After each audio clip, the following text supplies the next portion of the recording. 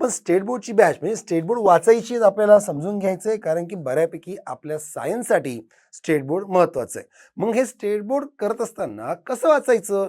मी आता मास्तर लोक सांगतात सगळे PYQ तसे आहेत. मग मी काय करतो, मी स्टेट बोर्डची पुस्तकं आणतो महाराष्ट्र राज्य मंडळाची. अरे 8वी संपलं बाबा, संपलं. 9वी घेतलं, संपवलं.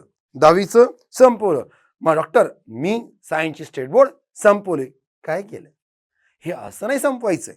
संपवायचं कसं आहे तर ते आता सांगणार आहे मी, की आपण आपल्या स्टेट बोर्ड बॅचमध्ये त्याच पद्धतीने घेणार आहे आणि तुम्ही सुद्धा तसंच करायचंय.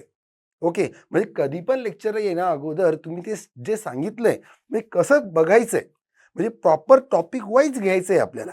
तेच आपण आपल्या बॅचमध्ये घेणार आहोत, की कशा पद्धतीनं स्टेट बोर्ड वाचायची आहे, आपल्याला करायची आहेत, संपवायची नाहीयेत, करायची आहेत. बघा स्टेट बोर्डची पुस्तकं कोणासाठी बनली आहेत रे? ती पुस्तकं बनली आहेत त्या शाळेतल्या मुलांसाठी. पण आयोग सुद्धा सायन्स सारख्या सब्जेक्टसाठी मॅक्सिमम टाइम स्टेट बोर्ड का वापरतं? कारण की कुठंतरी महाराष्ट्रातल्या बुलढाणा जिल्ह्यातील चिखली तालुक्यातील एका खेड्यामध्ये विहीवर झाडाखाली जो मुलगा अभ्यास करतोय, तो त्यातून अभ्यास करतो आणि ते पुस्तक त्याला इझिली अवेलेबल आहे.